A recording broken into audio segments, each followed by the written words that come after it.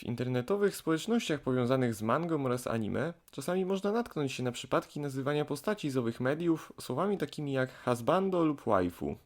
Największym nieporozumieniem w mojej opinii odnośnie tego tematu jest fałszywe przeświadczenie wielu ludzi o tym, że jeżeli ktoś mówi o jakiejś postaci jako husbando lub waifu, to znaczy, że osoba ta jest w relacji parasocjalnej z tą postacią. Postanowiłem o tym nagrać, ponieważ zdarzyło mi się w ostatnim czasie widzieć kilka materiałów i artykułów na ten temat i bardzo często pojęcia husbando i waifu bywają traktowane domyślnie jako forma relacji parasocjalnej, co generalnie było sprzeczne z moimi doświadczeniami społeczności mangi i anime przez ostatnie kilkanaście lat. Oprócz tego, po wyszukaniu w internecie fraz takich jak czym jest waifu, w wynikach pojawia się mnóstwo artykułów, które opisują to zjawisko w mojej opinii w dość przesadzony sposób w kontekście tego, jaką wagę ludzie przypisują temu, gdy nazywają jakąś postać mianem husbando lub waifu. Tak, dla wyjaśnienia jeszcze na szybko, czym jest relacja parasocjalna. O relacji parasocjalnej mówimy wtedy, gdy jakaś osoba ma silne uczucie bliskości lub przywiązania do innej osoby lub fikcyjnej postaci, pomimo iż ta osoba go nawet nie zna, a fikcyjna postać nawet nie istnieje. I to uczucie powoduje złudzenie bycia w relacji interpersonalnej, podobnej do tych autentycznych z prawdziwymi ludźmi. Okej, teraz mogę przejść do wyjaśnienia, dlaczego uważam to za nieporozumienie.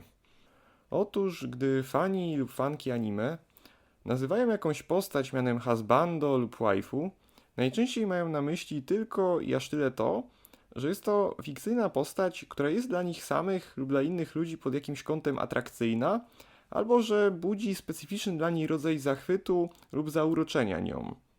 Zazwyczaj z powodu wyglądu, ale często też z innych przyczyn, takich jak usposobienie, zachowanie, relacje i interakcje, jakie dana postać ma z innymi postaciami i tym podobne. Dość trafną i dokładną analogią husbando i waifu w zachodnich mediach są tak zwani crushe z kreskówek, filmów, seriali, gier itd. Można by nawet powiedzieć, że gdy fani lub fanki anime mówią o jakiejś postaci jako husbando lub jako waifu, mają na myśli to samo, co fani zachodnich kreskówek mają na myśli, gdy mówią o jakiejś fikcyjnej postaci jako crushu z kreskówki. Z mojego doświadczenia, zazwyczaj jednak, gdy ktoś określi mianem husbando lub waifu postać, która się jemu lub jej podoba, nie ma tam więzi emocjonalnej takiej jak w stosunku do innego człowieka, jak na przykład w przypadku relacji parasocjalnej ze streamerem, celebrytą czy chłopakiem i dziewczyną AI. Po prostu zazwyczaj nie ma tego aspektu bycia w relacji interpersonalnej. Z moich obserwacji, ludzie, którzy oglądają anime i czytają mangi wiele lat, nie mają pojedynczego husbando czy pojedynczej waifu. Zazwyczaj mają szerszy, czasami znacznie szerszy zbiór postaci, które po prostu im się podobają w pewnych aspektach. Liczony często w dziesiątkach lub nawet setkach postaci, ponieważ żeby jakaś postać była czyimś husbando lub czyjąś waifu, to wystarczy posiadanie pewnych lubianych przez daną osobę cech.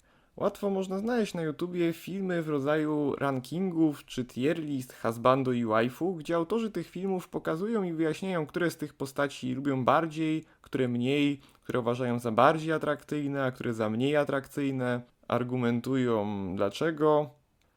Widać więc, że ludzie, którzy nazywają jakieś postacie mianem husbando lub waifu, traktują je po prostu jako postacie, które w większym lub mniejszym stopniu z różnych przyczyn im się podobają, a nie jako osoby, z którymi miałyby cokolwiek w rodzaju relacji interpersonalnej. Kiedyś nawet w dyskusjach na temat Wiedźmina 3 zdarzyło mi się natrafić na nazywanie postaci takich jak Triss lub Yennefer mianem waifu. Całe to nieporozumienie z waifu oraz husbando jako relacjach interpersonalnych może wynikać m.in. z niefortunnej terminologii.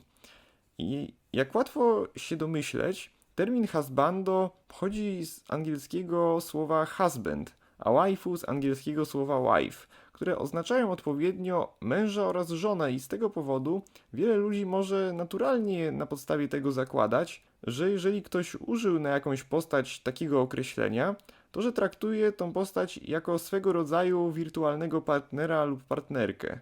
Oczywiście jest jak najbardziej możliwe, by ktoś miał relację parasocjalną z fikcyjną postacią z mangi, anime czy jakiegokolwiek rodzaju medium, no bo w końcu fikcyjne postacie są w definicji relacji parasocjalnej jako jedne z możliwych obiektów tych relacji.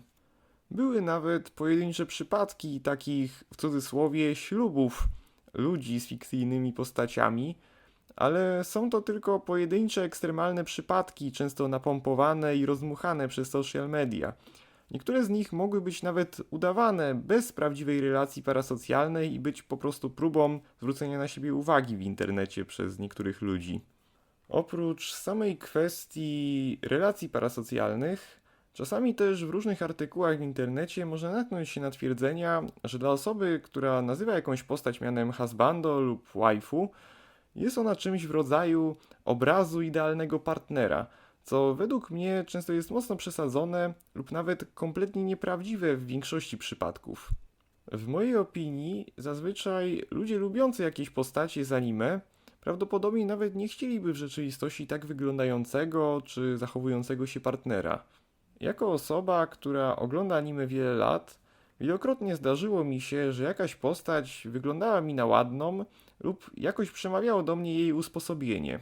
Jednak samo wyobrażenie sobie, by taka postać miałaby istnieć w rzeczywistości, wywołuje u mnie nawet takie poczucie lekkiego zażenowania samą tą koncepcją, ponieważ pomimo iż narysowane w surrealistycznym stylu w przedstawionej konwencji na ekranie wyglądają te postacie ładnie, to zazwyczaj nie pasują one do prawdziwego świata.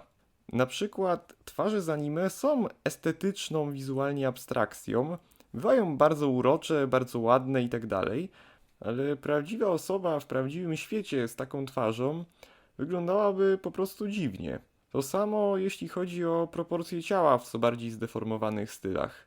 Niektóre rzeczy wyglądają dobrze, gdy są narysowane lub wymodelowane i przedstawione na grafice, ale nie wyglądałyby dobrze w prawdziwym życiu.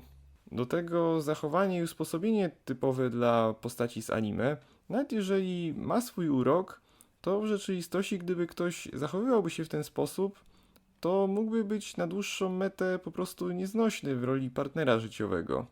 Na koniec, oczywiście, różne osoby mogą mieć różne podejście co do własnego rozumienia słów husbando oraz waifu.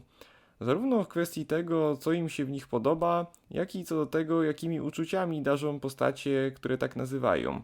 Niektórzy mogą mówić tak na tylko jedną ulubioną postać tego rodzaju, inni ludzie mogą w ogóle nie podchodzić do tego w ogóle na poważnie i używać tych terminów czysto w formie żartów.